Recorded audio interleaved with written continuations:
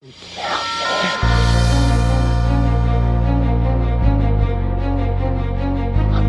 out, man. You can't handle the truth. You can't handle the truth. What do all men in power want? More power. My name is Luca Zanna. I was an Italian by birth, and I became an American by choice. Our lives and freedoms are in danger. This is not a drill. If you're listening to this broadcasting, you are the resistance. All systems go. Welcome to Love, Guns, and Freedom. We're not afraid. Here we go, guys and girls. You're listening to Love, Guns, and Freedom on K-Talks 1340 AM and on UnitedStates.fm. This is Luca Zanna, and I'll be your host. Yes, my gosh, it's more than 3 years. I cannot believe it, but I'm humble and I'm happy. Why? Because first of all, I tell you, through this show, I'm meeting the most incredible human beings. And doesn't mean that I need to agree with everything with them, but I really like them. Because I tell you, it is amazing. It is an opportunity. It's like a window to the world out there. And I tell you, it is more just now, Mojave County, Arizona, or Needles, California. Of course, K-Talks is from there. As I said, through the internet, this show is reaching places and people that I never even knew how to pronounce. So I'm very excited, I'm very humble, and thank you. Today's show is going to be very simple. I want to know, first of all, feedback from you guys, okay? Especially on our president. As I said, I'm not a Trumpy. I'm not even a Republican, but I voted for him. And I already told you why. I mean, there is no even, for me, debate about it. But it is not just about me. It is about when I see a fellow American, especially who is a Democrat, and he's not just a regular Democrat. He's a Democrat who ran for office for probably one of the highest positions in the state of California as a senator. And he almost made it. He won the primaries against his own party and the corruption of his own party. And he never went down to bow down to the party leaders just because he's a Democrat, but he had in my opinion, the strength and the honor to stick to the principles. And that's for me the most important thing. I may agree with you or not on everything, that's not the matter. But when I see that there is integrity there and you don't bow down to corruption, I call you my brother, that's for sure. Now, the point is this. I would like to have his feedback. His name is Ronald O'Donnell, and he's been on my show probably since the beginning. I think it's my first listen, I guess, since 3 years ago. And I would like to know more, of course, what he thinks about President Trump. And we will touch a couple topics that are really passionate about it. Number one is, of course, union, right to work or no right to work. And, of course, what is the role of government? Can the government interfere in this, let's say, contract? Because after all, it's a contract between the workers, United Workers, and the business. Okay, but is the government role also to interfere or let's say influence this type of contract? Number one, and I would like to know more from, of course, what Trump is about, what is really standing on this issue. And then, of course, I'd like to talk about things like, I think probably many of you may agree or not, I don't care. It's about the minimum wage. Can really the government mandate a minimum wage? Or supposed to be a free contract between two parties in this case? Anyway, let me shut up. Let me bring him on. Ronald O'Donnell from San Bernardino County. Ronald, are you there? I am certainly here, and it is such a pleasure and an honor for you to allow me to come back onto your show. As I've always started out when I've talked to you on this show, I've said repeatedly that you were the only person that permitted me my First Amendment right of freedom of speech on any radio broadcast ever. And I thank you for that. Oh, thank you. I thank K-Talks for that. And, I think everybody out there knows freedom of speech is your proposition and belief system.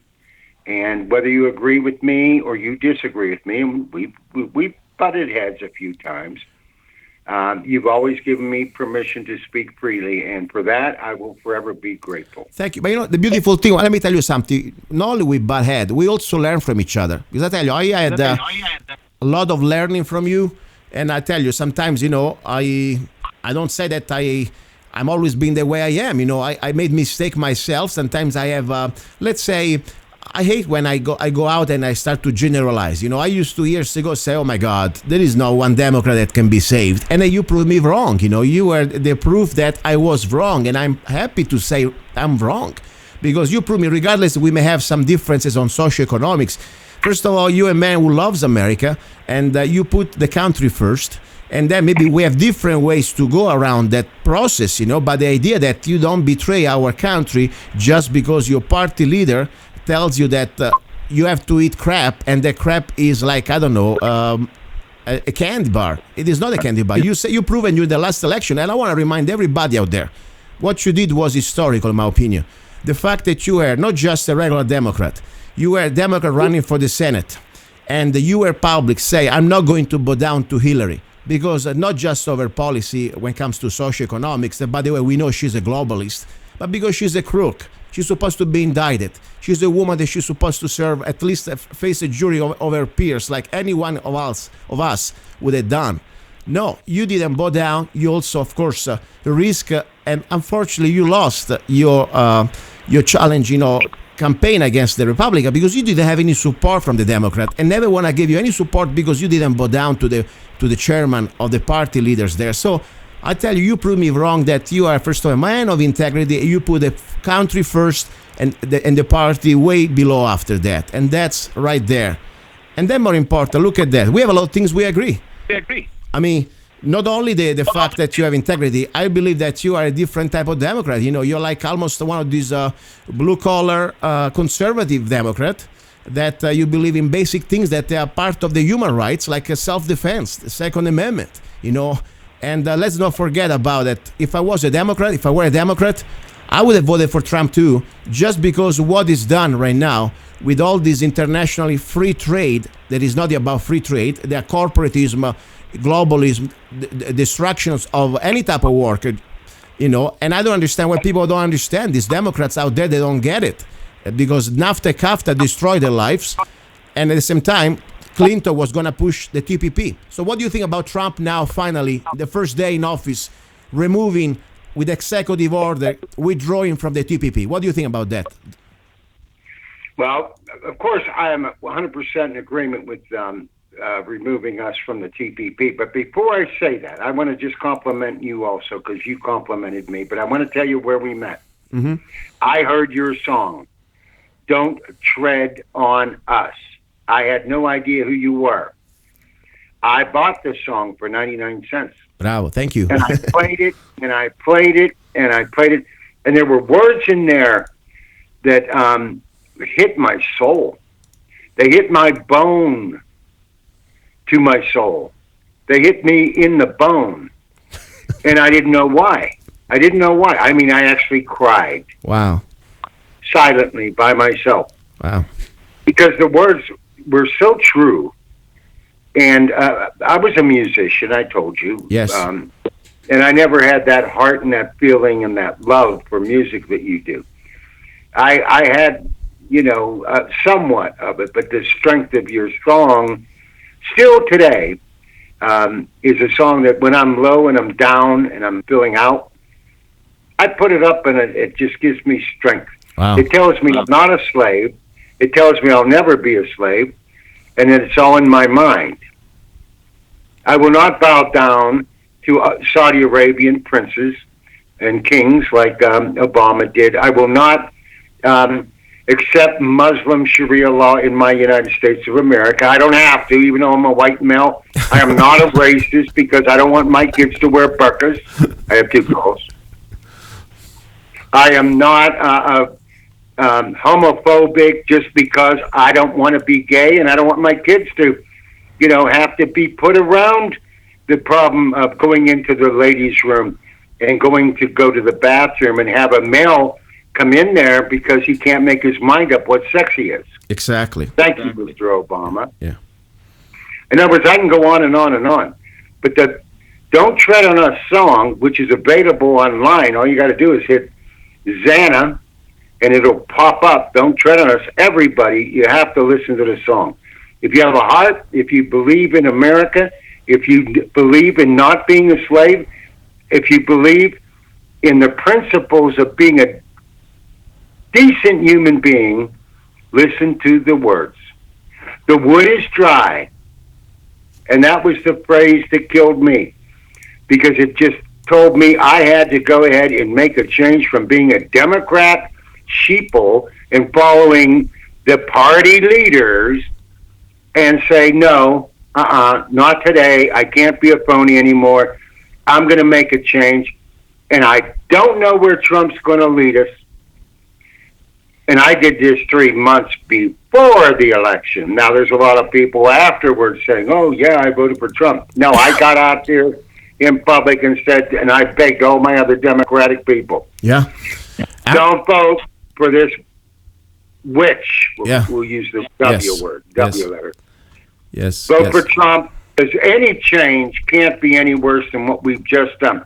We've just almost in 8 years turned this United States of America into a Muslim country, and it's every leadership official in this country that Obama put in and Hillary supported are Muslims.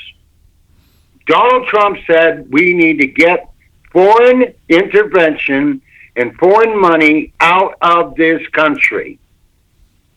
I agree with that. That's why I voted for Trump.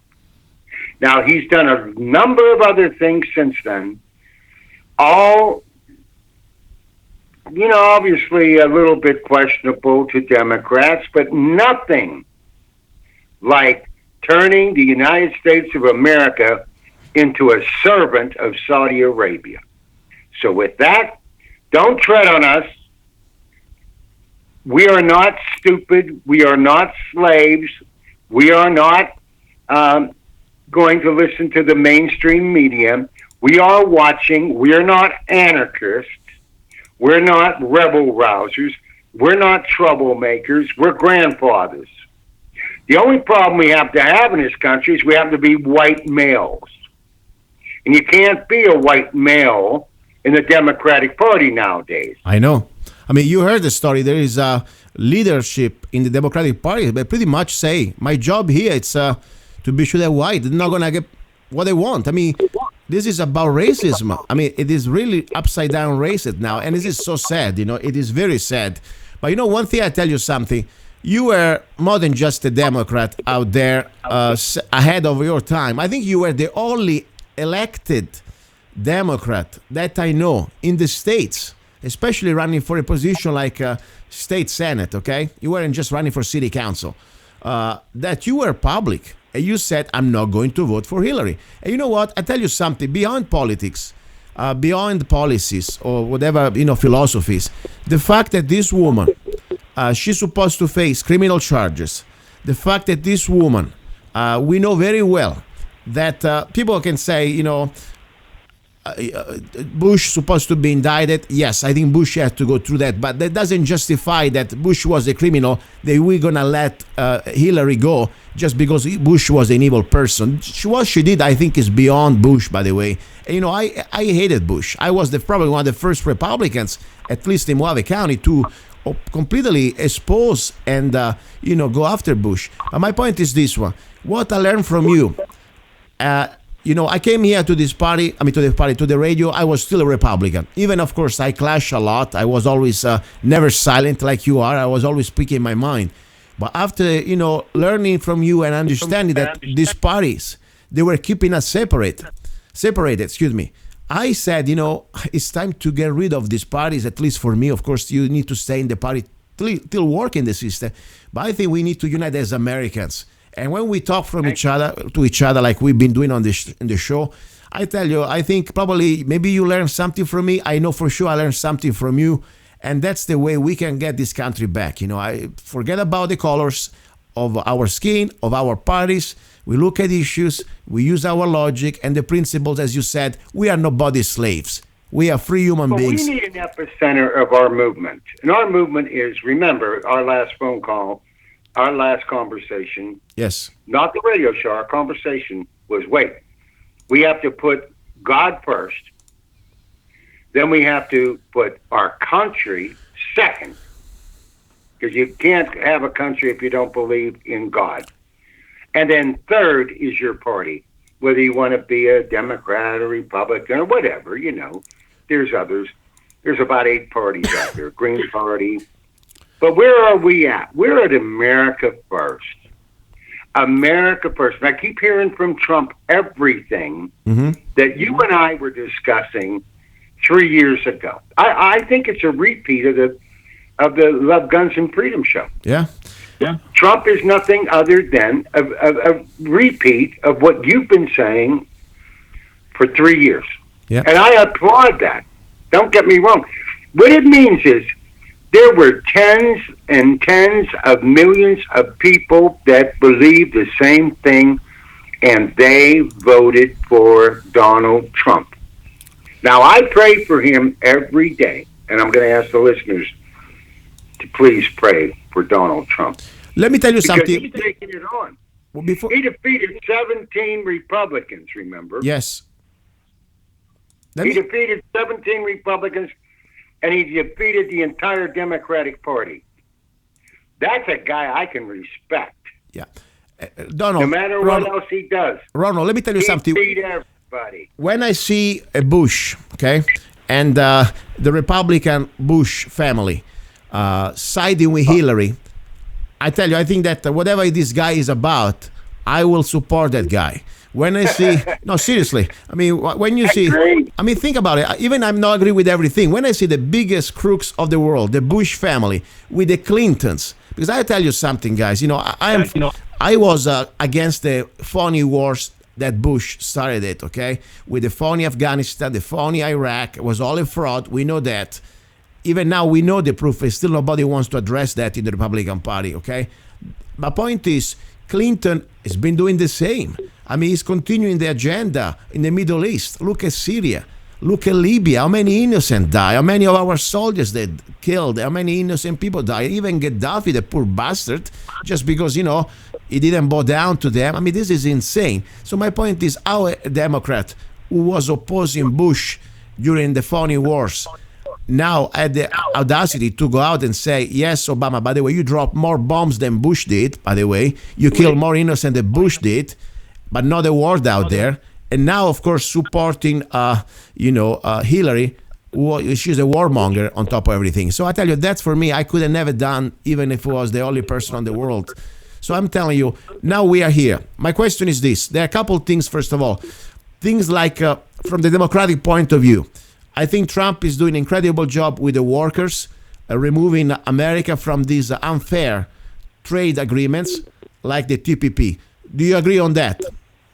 100% of the TPP, all it did was remove our jobs and our factories and our wealth to Mexico, China, Taiwan, Formosa, Indonesia, India, and by the way, not in the Middle East because they don't work down there. And remember also, the fact that there was no more governments. They were pretty much useless. I mean, elected government, they would be bypassed by an unelected group of bureaucrats representing corporations. They would pretty much write down the rules without any type of recourse. I mean, we would have no recourse on whatever they want to do to us. I mean, this is insane. I mean, I can elect a politician and, fire him after a few years. But with them, that's completely globalist, New World Order tyranny. Now, besides that, what do you think about Donald Trump, meeting with the unions? I mean, the unions were very happy. Last week, they had a meeting. Do you know more exactly? Well, Jimmy Hoffa's father was murdered. Mm-hmm.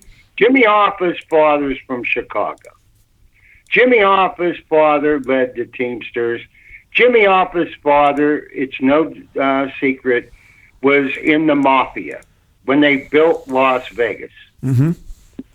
And that was back in the 60s and the early 70s. And then, of course, he got taken out. Jimmy Hoffa represents the major labor unions in the United States of America. And Jimmy Hoffa said that he approves of Donald Trump. Now, he did it after the election. I did it before the election. Yeah. But they're all starting because they didn't have the courage to say that before the election. It's a hell of a lot easier after. I agree. But you know what? He always felt that way. And what we said on your show, the last show, I said, what do you care, the party that is giving you the job that's paying $30, $35, $40, $50 an hour, union scale wages? You're going to look at that employer and say, oh, no, I don't want that money. He's a Republican. Well, Jimmy Hoffa Jr. is no dummy. Mm-hmm. He said, we'll take that money. We'll support your effort to go ahead and rebuild the infrastructure of the United States, rebuild the bridges, rebuild the roads, rebuild a 40, 50-year negligent program in this United States of America by Obama, the Bushes, going all the way back to the, dear Bill, whose only business was going out and nailing chicks. Yep. Clinton, I'm talking about, Hillary's wife who defended him. They neglected our country. They neglected our highways, our roads, our infrastructure, our bridges. Jimmy Hoffa Jr. is no dummy. He's seeing what's good for the American worker. He don't care if you're a Republican. He does care if you're an American. Let me ask you something. He's not going to cut a deal with Middle East. Ronald, let me ask you something. 1 second only. Stay there. 1 second. The point is they had a meeting, okay? They had a meeting. Listen to me 1 second. And what I really like about Ronald. He is a black Muslim Ronald, okay, listen to me 1 second. The meeting that they had, Jimmy Hoffa Jr. with the President Trump, what I see here, according to Breitbart, it was pretty much about, first of all, the fact that Trump removed America from the TPP and, of course, opposes the NAFTA deals and the North American Free Trade Agreement. Of course, that's what is NAFTA. And that was, I think, the most important thing that they have in common. That was a great thing. Now, my concern is one. Exactly, but the effect of that was to put American workers to work. Yeah, but at union scale, not at minimum wage, $7.25 an hour. Listen to me. I'm all for the worker getting what they deserve, okay? Because I work hard, I want to get paid accordingly. But there is only one thing that I need to understand, okay? When they, let's say, Hoffa Jr. Gets together with the president, say, congratulations for removing America from this unfair, not free trade, because they call it free trade. That is not about free. NAFTA wasn't about free trade. It was about corporatism. It was about select a group of corporations pretty much using America as a dump area for their garbage made in China or Mexico, whatever. And that's not free trade. Free trade is completely different. So the point is that was great. Now, my concern is only one. I believe in the right of the worker to get together and, they want to create a union. It's their right. Fine. My only concern is one. When the government starts to interfere with that process, because it's supposed to be a process between a private corporation and, of course, the workers getting together to create better wages, better working conditions. Understandable. That's fine. My point is, what exactly Trump has to do for what in the union process that Hoffa Jr. was somehow involved? What do you think? I would like to know more. What do you know about that? You think Trump is going to get involved in the union process? Because that's my concern. And then I tell you why it's my concern. Okay. And I told you I would do a little research before this show. Yes, that's why I wanted you here. So I did. Okay. And it starts with this word called inflation. And you have to understand what I'm about to say for everything else to make sense. And let me just start with this. The formula of the American dollar is based on inflation. It's part of the formula of the creation of the American dollar. And an American dollar, at the end of 30 years, extinguishes itself. It's like a candle. It goes out in 30 years. Every 30 years, every American dollar that is created by the federal government is extinguished through the process of inflation. It's created by the private Federal Reserve. That is not government. But go ahead, exactly. please. But they are just yes. They are just working for the Treasury. Yeah. The formula you need to understand. Yes, go ahead. It's an economic thought, and it's not taught all over the United States of America. But it's a formula. Think about it. You have a 30-year loan. Why? Mm-hmm. because at the end of 30 years, you paid 3 times back what you borrowed. What you paid back plus 2 times. That's 3. Okay? So if you borrowed $1, you paid back 3. So how does that on the balance sheet in the Federal Reserve be offset? It's called inflation. There's what is a normal inflation that's acceptable. It's 3% per year. One year, 2 another year, 4 another year, 3. But over 30 years, you're going to see that's 3%. Well, when you look at 3% over 30 years, you've just extinguished that debt. Mm-hmm. Does that make sense to you? Yes, I understand. It's an economic concept that's been in place since they created the Federal Reserve System. The fraud. So the concept, the global world, new world order on the back of our dollar bill concept, was any money that's printed today will extinguish in 30 years due to inflation. Get it? That's one you're going to have to look up a little bit harder. Okay. But the economists generally believe that high rates of inflation and hyperinflation are caused by excessive growth of the money supply. However, money supply growth does not necessarily cause inflation because it's built into the system. Some economists maintain that under conditions of a liquidity trap, which is a shortage of money, large monetary injections are like pushing on a string. In other words, this is a built-in system. That's why people go to school for economics. But that's not what this show's about. I'm only trying to tell the listeners out there, my degree, undergraduate degree is in economics, by the way, is that there's a built-in topic that will never end. It's called inflation. And inflation is the cause of and the root of all of this. Is it the root of evil? No. It is pretty much like cleaning out the system every 30 years. The debt that's created today will be gone in 30 years. That's why they're not worried about it. There'll be consequences. There'll be burdens. There'll be prices paid by people. Let me tell you what, when we get the next inflation, the big hyperinflation, what we're going to see is meat going from $5 to $10 a pound to $30 and $40 a pound.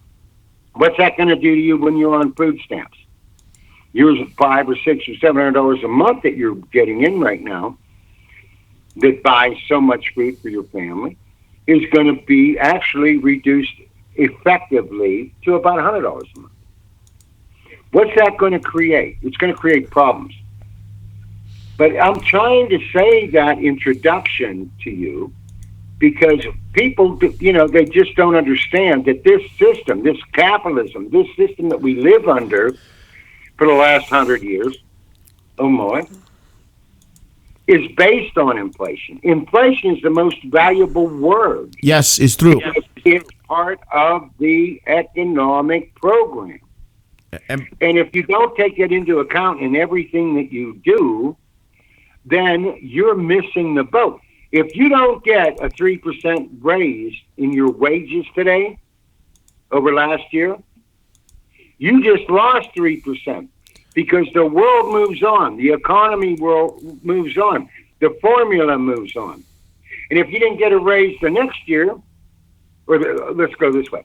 The year before that, and you missed your 3% raise, you're down 6. If you missed it the year before, you're down 9. If you missed it the year before, you're down 12. I get, Ronald, I get the inflation part, and I'm all with you. It's a fraud, it's an illusion, and unfortunately, we don't even really have true capitalism. This is somehow is a sort of a phony capitalism rigged on a system based on that, because the moment that every time the Treasury asks for $1, it's $1 of debt with the interest to a cartel of bankers that we know very well. If you don't get a 3% minimum increase per year in your wages, you have lost 3% of your income. Now, do that 10 years, you've lost 30%. I agree with you completely. Now, my point is only one. As I said, I'm all for the group of workers getting together, If they want to organize in unions, is their right. And also, of course, the other side, the corporation, the business, whatever you want to call it, they can negotiate, and that's fine. But I have two problems only. Well, in general, May I say something first? yeah, let me tell you the first Before problem. we address the problem. Let me tell you one thing. First of all, So wait, I just need to defend the unions 1 second. I'm not Before attacking. you attack- I'm not attacking the unions. Like, wait a The second. unions were the only people that were wise enough, smart enough, to recognize the issue of inflation. And that was why laborers had to get together and jointly ask for a 3% increase or more, if they could get it, to meet the needs of inflation, because the corporation's business profile is not to give raises every year and year after year after year unless someone demands them. And one at a time, they would simply fire someone for being a loudmouth.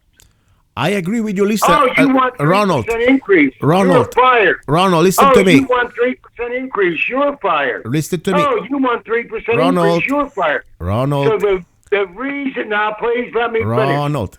The reason for labor unions, and I have something here I'm going to read to you later, was because one at a time, the corporations can beat us and kill us and Okay, chase us away. listen to me. Like I scum got- on the earth. I got it. I have But only. I have together we- Ronald. I have only 1 hour. Shut up a second, please. I don't have 3 hours. Listen to me one second. I got it. I agree with you. I never attacked the union. I said the unions have the right to organize themselves, and that's basic 101. It's freedom of association. Okay. And they're representing themselves for the best interest. Of course, the corporation is not going to give them anything for free. It's a process. It's a private contract. That's the bottom line. I'm all for with that. My point is only one. My point is, first of all, I believe in the right of the individual to work, not being submitted to be going through a union. For example, the right to work. What do you think about that? For example, there are some states I cannot get a job unless go through the unions. Some people may say, listen, the union is a good deal for you. Maybe, maybe not. Maybe I don't want to be represented by a union that maybe does not represent my political beliefs. Or maybe I just want to be on my own. I have the right. For example, if you're a teacher in California, correct me if I'm wrong, I think you have to go through unions. In this state, like in Arizona, we have the right to work. What is your position on that? That's something different from, I'm not attacking unions. I'm just saying I want to defend also the individual. Go ahead. I'll repeat. January 1st, 2017, the minimum wage is $10 an hour. If you accept less than $10 an hour, you're violating the law. Well, no, now we go there. One second, we will go there. Answer to my question. We will go there. We have to. Let me finish. Please go to the question, though. 2018, it's $10.50 an hour. January 1st, 2019, it's $11 an hour. Okay. January 1st, 2020, it's $12 an hour. Okay. January 1st, 2021, it's $13 an hour. I got it, Ron. January 1st, 2022, it's $14 an hour. January 1st, 2023, it's $15 an hour. And that formula was a formula set up and voted for by the citizens of California to directly address the issue of inflation. Okay, Ron, I have a simple question. Listen to me. The question, maybe my accent is not good enough sometimes. The question is very simple. I asked you before. Right. Do you support states where you do not have the right to work, like Arizona? I said I support unions, but I also support the right of the individual to have the freedom to decide if he or she wants to join the unions. For example, I agree, but let's if start you with are the- an let's- employer and you don't pay the minimum wage, wait. I don't care if you're a union member or not. That's fine. 1 But second. you have to pay the minimum wage. Ronald, we will address the minimum wage in next questions. That's freedom. No, they can pick. They don't No. have to join a union, Okay. but they have to, not the employee, because they will beat up the employee every chance they I get. understand. My point is this. Well, the first question I have is a generic or philosophical question, okay?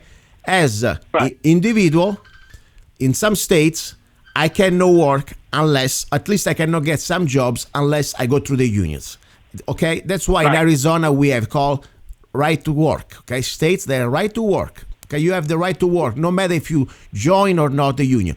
Do you support this sort of right for the individual to work even without being part of a union? For example, do you support a position like state of California where you have to go through unions if you want to get a job?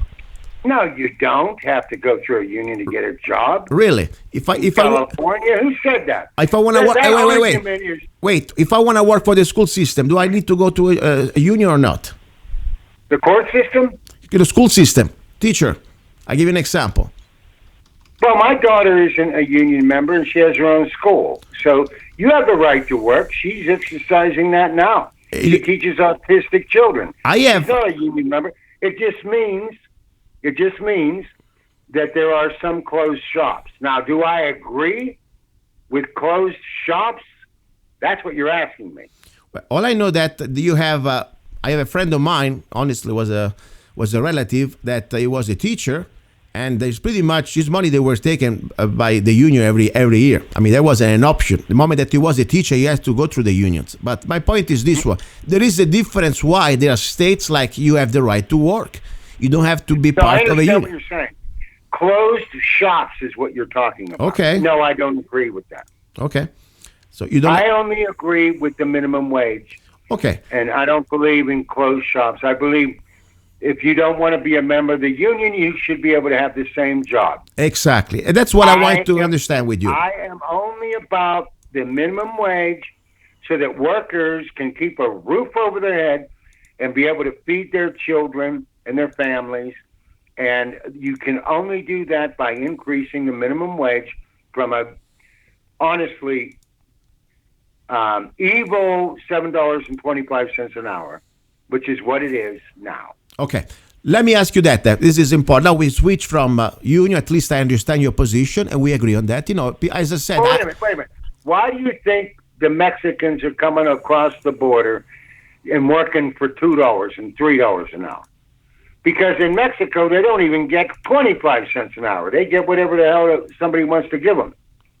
So they're climbing over the borders at, I'll get $7.50 an hour. That's more than I make. Mm-hmm. I make more in a day than I make in a month in Mexico. Oh, I understand. Now, let me tell you one thing. I'm saying that this minimum wage should be for American citizens, not for illegal immigrants, not for illegal aliens or whatever you want to call them, okay? We're talking about a minimum wage for American citizens, whites, blacks, Hispanic background, but it's a minimum wage for American citizens nonetheless. And that president of the United States Teamsters Union just agreed with Donald Trump on that. Ronald, I have a break. 1 second. I'm commercial. Give me 3 minutes. We will back on, okay? Listening, guys, don't go away. We will continue this conversation. I have some history I would like to give. No, we will give now. We will go back into this. I tell you what I think about minimum wages after that. That is going to be my turn. Will you play our song, Don't Tread on Us, in the meantime? Good idea. We'll do a little commercial and then Don't Tread on Us. Thank you. Don't go away. I want to hear that. You're listening to Love, Guns, and Freedom with Luca Zanna on K-Talks 1340 AM, and this is a great conversation with Ronald O'Donnell. Hey, you. Yes, I'm talking to you. You deserve a break. Enjoy a moment of indulgence. It's time for Zanna Coffee. Guilt-free pleasure. Zanna Coffee is the organic coffee to amplify your senses and enhance love for life, liberty, and the pursuit of happiness. Only the best organic and GMO-free coffee beans from around the world that I selected. Zanna Coffee brings you happiness in every cup. Fair trade certified, sustainable organic coffee. That means we do not use slaves. Free Zanna songs with every coffee bag. Find Zanna Coffee at www.zannacoffee.com. www.zannacoffee.com. Get your coffee bag now. Don't be cheap. Life is too short and you deserve the best. Zanna Coffee.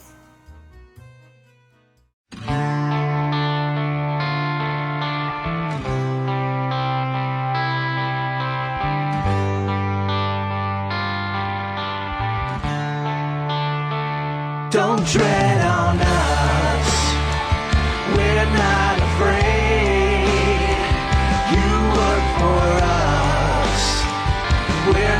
your slaves.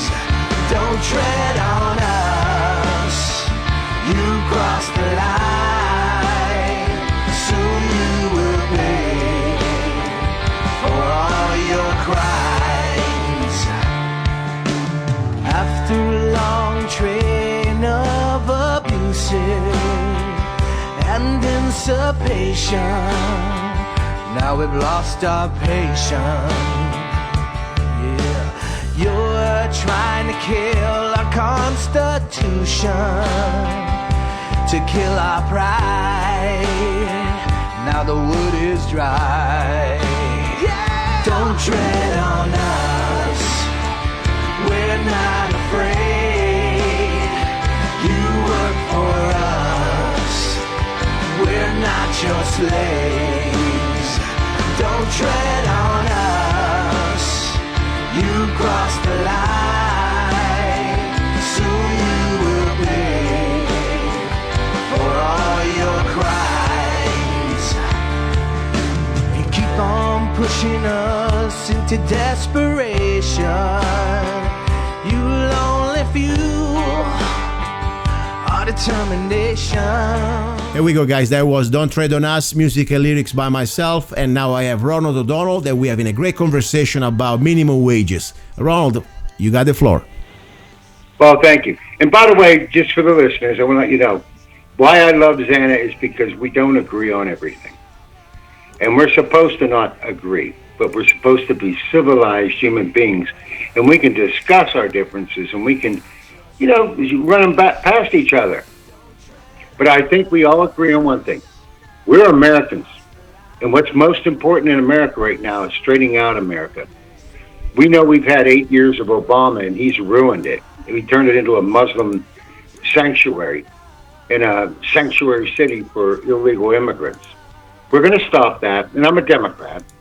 And we're going to increase, with the help of Donald Trump, our president of the United States of America, who we're proud to have voted for, we're going to increase the minimum wages across the entire United States of America so that American workers can actually afford to pay the rent. They can actually afford to send their kids to school, send their kids to college. Part of the American dream. Mom and dad should be able to afford that. They can't now. And to have a decent pension for the elderly. And to keep the homeless off the streets. And we're praying for Donald Trump. Democrats are praying for Donald Trump every day. Please, Donald, help us. We've chosen you as our leader, along with the Republicans, and we're supporting you, and we're praying for you. And you could hear that through the message of our Teamsters president, Jimmy Hoffa Jr., whose father was sacrificed for All the right. labor union. Let me stop you one second. That's good. I'm glad that, as you said, we don't need to agree on everything. The point, we are here, we try to have in a conversation, and more important, we agree on one thing. We are Americans, and we want to put this country first. I agree with you completely there. Now, my position on minimum wages. I believe, first of all, that government in general has no business to interfere between a private contract, between a private industry or corporation or individual, I don't care who is or who is she, and of course the worker. Because I tell you, the point is, let's say I am here, okay, and you pay me garbage. I'm not gonna do the job. You're gonna get garbage. That's the bottom line. Right. But at the same time, we have no disagreement. There's no disagreement. The government has no right to interfere between a private contract. Yeah, but at the same time, the same way, for example, California, there is the minimum wage. And Arizona, yes, it was voted by the people, but that's also another form of, let's say, interference. Because I don't... Well, you can call it what you want, but what we're saying in California is that if you're going to, enter into a private contract with an employee, that the minimum you can pay an employee is the minimum wage. So we're not interfering with your contract. We know that as a good corporation, you'd like to double it or triple it, because we know that's the kind of people you are. My question is, who dictated, or at least who set the minimum for that wages? Who was that? So that's set by what I explained to you earlier, the inflation rate. Okay, but my point, Now, if you follow the inflation rate, beginning in 1968 to present, if you follow the formula that I explained to you, right now, the average worker has taken a 50% reduction in wages. I agree with you, and that's why, differently from the 50s, when you had dad going to work as a blue collar, and he was able with his salary to buy a house, have a car, and mom at home, and everybody was pretty happy. And right now we have mom and dad with the credit card completely, maxed out, and still they cannot even afford the house anymore. I understand. That's exactly what means this private Federal Reserve scam system based on inflation and, of course, on printing money out of thin air. I agree with you. My point is one, though. At the same time, I'm pointing out this. What you were never told in the economic formula was there's a built-in 3% inflation rate that goes on for 30 years. And 3% times 30 years, you're at 90%. It extinguishes the value of a dollar. Okay. Just in 30 years. I understand. Now to keep up with that, the economists recognized that labor relations and the average individual that's working for a living does not understand this financial Ronald, and economic. I'm going to make it simple on you. Very simple. I'm a worker. I'm a crazy worker. I can work because maybe I'm 18 years old, okay? I'm a kid. I know that I don't deserve more than $7, probably because I don't know anything. Probably I'm going to cost my boss money just to teach me. The point is, if I decide I want to work for $7 and the boss agrees with that, it is my right even to work for the $7. And I tell you something else now. When you have the minimum wages, even I understand very well the concept of inflation. I understand that. But at the same time, you're going to cut off now a big part of society, especially for the new entry workers, like the young people or people that never really worked before, that even that minimum wages that today probably you don't really can have a family on that. You cannot even pay anything, but just survive. I understand that.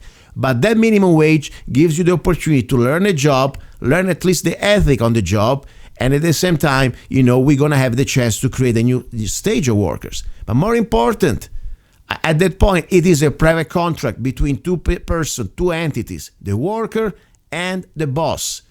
And I don't think no state or no, let's say, referendum should dictate how much I should pay. Because I tell you something, McDonald's minimum wage, let's how it work out. It work out pretty bad.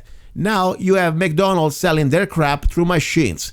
And there are less workers probably working in the near future at McDonald's than used to have before. Many kids, they're not going to get a job, their first job at McDonald's. They're going to be somehow working, staying at home with mom or dad because they're not going to find a job. Nobody's going to pay $12 an hour to a kids coming out of college just because there is a law. I'm going to hire somebody that has more experience. So that's my point. It's about freedom. Now, I understand the inflation is a disaster. That's what it really kills this country. That's why we need to address the fact that we are not backed anymore by gold and silver, but we are just based on paper money created out of thin air by the Federal Private Reserve. We agree on that. What you have to say? All right, can we agree on something? Yes. Can we agree that your point of view is well taken? But can I read to you? Go ahead. From 1898, the reason why there's a minimum wage. Go ahead. Okay, it's called the Homestead Strike. For the listeners, you can all look it up on the Google. Now, boys, and this is a song. Maybe you can put it to music. Mm-hmm. We are out on strike. You can help us if you like. But you need not till I tell you what it's about. They want to lower our wages. We think it's not right. So for union's cause, I want you all to shout. We will sing the union's praise while both voices we can raise with noble Mr. Garland as our head. You, O'Donnell, good, that's true. We give him all the praise. We can't go wrong when such a man were led. The struggle may be long. That was my great-great-grandfather. There's no one yet can say, but we'll take it as it comes for a little while. who will fight both day and night, for we're bound to win the day. And down this great steel king in grandest style, now let us all stand firm and take things very cool. Then you bet we'll win this strike. The men don't mind and start to act like a fool. That's sure to cause no end of care and strife. My advice to you is this: let us work with a cool head and try to do the best things in our power. We'll have the goodwill of all, which will bring us back our bread and drive the demon hunger from our door. Let us unite with heart and hand and spread the news through this broad land. We'll not give in until the company yields. And fight with might and main and travel hand in hand to win the strike or die upon the field. Twixt Homestead and Monroe, if you believe my word at all, where once the steel works, noisy roar, 1,000 blessings did pour. There stands today with great pretense, enclosed with a white washed fence, a wondrous change of great import, transformed into a fort. That's your corporations. Okay. Pleasant, Pennsylvania town, not very long ago, men struck against reductions of their pay. Their millionaire employer, with philanthropic show, had closed the works till starved and made us to obey. We fought for home and right to live where we had toiled so long, but ere the sun had set, some were laid low. That meant in the grave. There's hearts now sadly grieving. Ronald, I'm almost out of time. How long more do you need? God help us, for it was a cruel blow. Minimum wage unions were founded by my great-great-grandfather. Wow. But I just want to end this with a little one-liner. Now, our troubles down at Homestead were brought about this way with a grasping corporation had the audacity to say, you must renounce your union and forswear your liberty, and we will give you a chance to die and live in slavery. Written 1898 by my great-great-grandfather, Luca O'Donnell. Interesting. He's saying the very same thing that you're saying. Interesting. Just a different century. I didn't know that, man. You had an interesting great-grandfather, great-great-grandfather. Wow. But I'm going to repeat your words. 100 and almost 25 years later. Wow. Now, the troubles down at, instead of Homestead, we'll call it America, were brought about this way when a grasping corporation, that would be J.P. Morgan Chase, that owned Carnegie Mellon Bank. Yeah. Carnegie Mellon University, or Carnegie Mellon, all the Carnegie Mellon, had the audacity to say, they said this, I'm quoting this poem. Yeah. You must all renounce your union and forswear your liberty, and we will give you a chance to live and die in slavery. Now, can we hear that song? Don't tread on us again. No, that's enough. We're out of time, but I really appreciate it. It was incredible, very interesting verses, and more important, I didn't know that was your relative. That's so unbelievable. I didn't know that. No, that's my great-great-grandfather that founded the labor unions in the United States of America. That's what I mean. It's your blood. That's, wow, that's pretty amazing. My blood. Yeah, that's amazing. He was shot dead. My grandfather was shot dead. Wow. And my father was shot dead. Oh, my God. All in the Union? Well, all because of this. Wow. Interesting. And I hope to get shot dead and join them in heaven. I didn't know. We need to talk more about that. Quit fighting for American workers. And I'm not going to swear here. Listen, I am proud of you. I'm proud of you, for your integrity, for your courage, and even, just to bring things, even if I don't agree, as I said, on everything. But, we have always here an opportunity to learn from each other. That's what I like about the show. And I want to just close the show with one thing, at least this hour.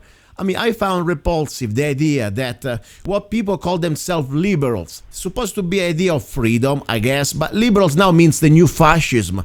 Look what happened, for example, in Berkeley. I mean, just because you disagree with somebody, by the way, Trump didn't bomb anybody yet, okay? He didn't do anything to anybody out there in the world. He didn't do anything wrong. Yeah, I mean, give him a break. Give him a chance at least to start to bomb somebody, and then we can protest. But he never did anything wrong. I know, but my point is... He's done nothing but help workers' rights. Exactly. We, the workers of the Democratic Party that have jobs, support Donald Trump. That's why he won the election. Exactly. He could have done it without him. But look at these people in Berkeley, for example. Even if Trump was whatever monster you want to imagine. I mean, bombing and burning and destroying and and beating people. They don't have jobs. They don't work. They don't want a job. They want welfare. I believe these people, they work. They work for somebody. We know that now. This is not just a spontaneous rioting. This is being planned and organized by the same people that were somehow applauding to stop Trump. Hillary, Well, for sure, there is a movement behind. I may say I don't know all the names, but we know that there were advertisement, on different papers to hire protesters, and also pretty good money for doing their jobs. Okay, and Soros is behind. Tell you what, Zanna, and I know across this whole nation, I can speak for American white men because that's who voted for me. I got 141,500 votes from American white men here in the desert. We have 30 seconds. I'm going to say this for them. Go ahead. We just want jobs.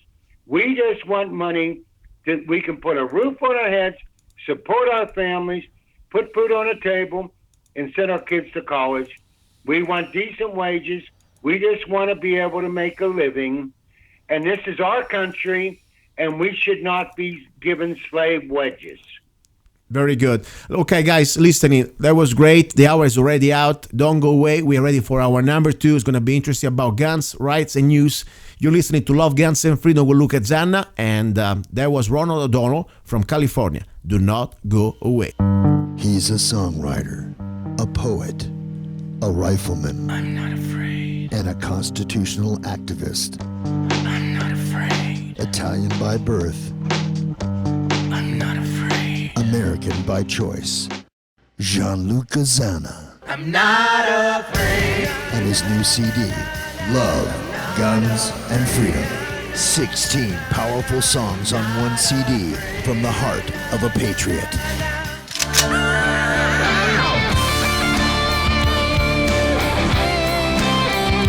For download or to order the CD, go to www.lovegunsfreedom.com.